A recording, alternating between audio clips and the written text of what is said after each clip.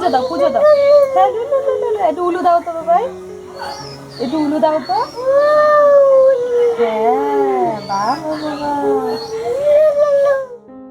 নমস্কার বন্ধুরা, my village family cooking চ্যানেলে আপনাদের প্রত্যেককে স্বাগত জানাই।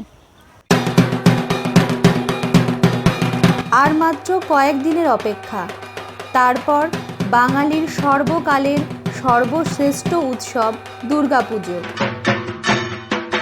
তাই আজ আমি পুজো উপলক্ষে এক দারুণ সুস্বাদু একেবারে নতুন একটি রেসিপি নিয়ে এসেছি, আর তা হলো এগ পনির রেজালা।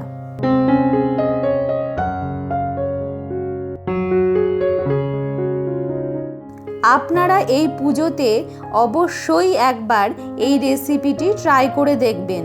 আশা করি আপনাদের খুব ভালো লাগবে। আপনারা একবার এই রেসিপিটি ট্রাই করে পরিবারের সবাইকে পরিবেশন করুন, দেখবেন তারা আপনার প্রশংসা না করে থাকতেই পারবে না। ভিডিওটি শুরু করার আগে আমার সমস্ত সাবস্ক্রাইবার বন্ধুদের অসংখ্য ধন্যবাদ জানাই আমার চ্যানেলটিকে সাবস্ক্রাইব করে আমাকে সাপোর্ট করার জন্য। আর যে সমস্ত ভিউয়ার বন্ধুরা আমার চ্যানেলটিকে এখনও সাবস্ক্রাইব করেননি, তাদের কাছে আমার একান্ত অনুরোধ, আপনারা প্লিজ আমার চ্যানেলটিকে সাবস্ক্রাইব করে পাশের বেল আইকনে গিয়ে অল অপশনে ক্লিক করুন। তাহলে আমি যখনই এরকম নিত্য নতুন রেসিপি নিয়ে আসব, তা সবার আগে আপনার কাছে এসে পৌঁছাবে। চলুন তাহলে দেখে নেওয়া যাক আজকের ভিডিওটি। আমি প্রথমে একটি মিক্সিতে সামান্য কাজু দিয়ে দেব, তারপর এতে 2 চামচ পোস্ত দিয়ে দেব, এর সঙ্গে 10-12টা কিশমিশ নিয়ে নেব, তার সঙ্গে 2 চামচ চারমগজ দিয়ে দেব। এটা আমি 2 ঘন্টা মতো জলে ভিজিয়ে রেখেছিলাম। এগুলোর একটা পেস্ট তৈরি করব।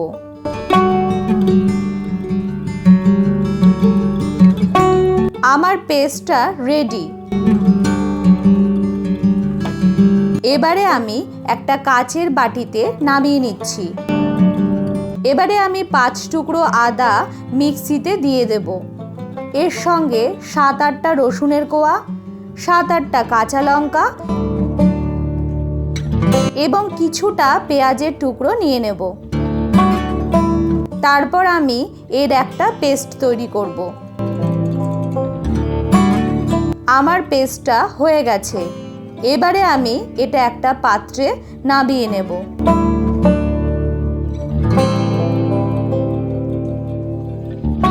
এদিকে আমি পনিরগুলো এইভাবে ছোট ছোট টুকরো করে নিয়েছি। এরকম ছোট ছোট টুকরো করলে খেতে বেশি ভালো লাগে।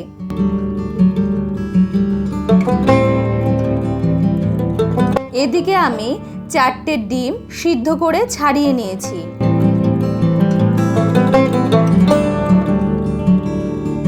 এগুলোকে আমি মাঝামাঝি টুকরো করে নিলাম। এবারে একটা কাচের বাটিতে 2 চামচ হলুদ গুঁড়ো নিয়ে নেব, এর সঙ্গে 1 চামচ সাদা লবণ দিয়ে দেব, তারপর এতে সামান্য জল দিয়ে দেব আর ভালোভাবে মিশিয়ে নেব। তারপর এই মিশ্রণটা প্রত্যেকটা ডিমে দিয়ে দেব। তারপর এইভাবে সবগুলোতে মাখিয়ে নেব।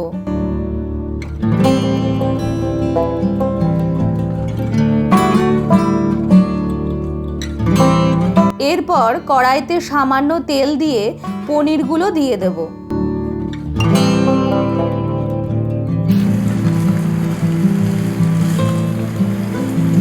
পনিরগুলোকে হালকা লাল করে ভেজে নেব।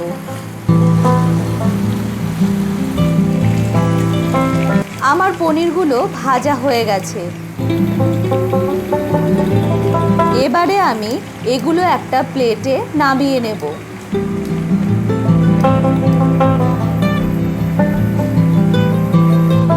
এবারে আমি ওই তেলেই ডিমগুলো ভেজে নেব।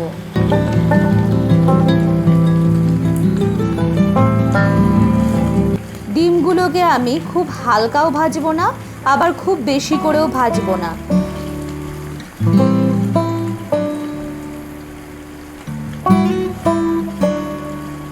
আমার ডিমগুলো ভাজা হয়ে গেছে। এবারে একটা প্লেটে ডিমগুলো নামিয়ে নিলাম। এবারে ওই তেলের মধ্যেই আমি পেঁয়াজ কুচিগুলো দিয়ে দিলাম।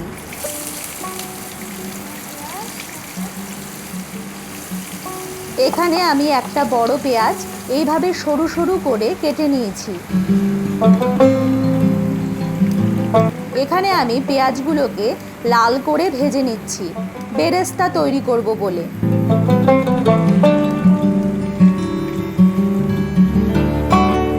পেঁয়াজগুলো ভাজা হলে আমি তেল ঝরিয়ে নিয়ে একটা কাচের বাটিতে নামিয়ে নেব।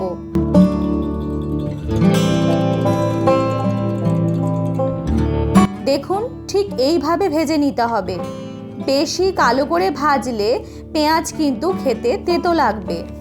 এবার কড়াইতে 2টো শুকনো লঙ্কা, 5টা এলাচ, 5টা লবঙ্গ, সামান্য দারচিনি আর একটা তেজপাতা দিয়ে দেব। তারপর এগুলোকে ভালোভাবে ভেজে নেব। এরপর এতে মিক্সিতে করে রাখা আদা, রসুন আর লঙ্কার পেস্টটা দিয়ে দেব।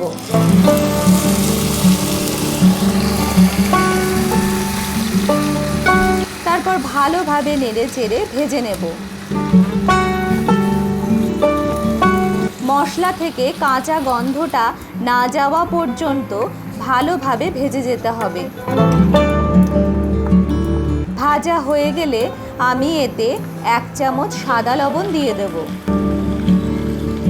তারপর ভালোভাবে মিশিয়ে নেব।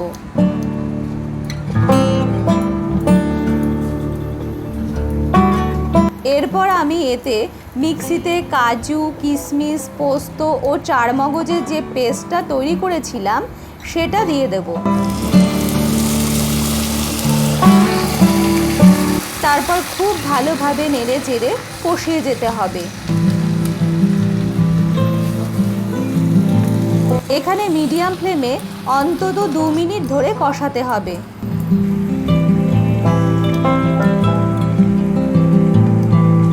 এরপর আমি এতে সামান্য জল অ্যাড করব। তারপর খুব ভালোভাবে নেড়ে চেড়ে মিশিয়ে দিতে হবে। এরপর আমি এতে ভেজে রাখা পনিরের টুকরোগুলো দিয়ে 3 থেকে 4 মিনিট মতো নেড়ে চেড়ে নিলাম। তারপর এতে আমি 1 চামচ গরম মশলা দিয়ে দেব। এর সঙ্গে দিচ্ছি 1 চামচ ঘি আর 1 চামচ কেওড়ার জল। তারপর ভালোভাবে নেড়ে নিতে হবে। মিশ্রণটা ভালোভাবে মিশে গেলে আমি এর মধ্যে একটা একটা করে ডিমের টুকরোগুলো দিয়ে দেব।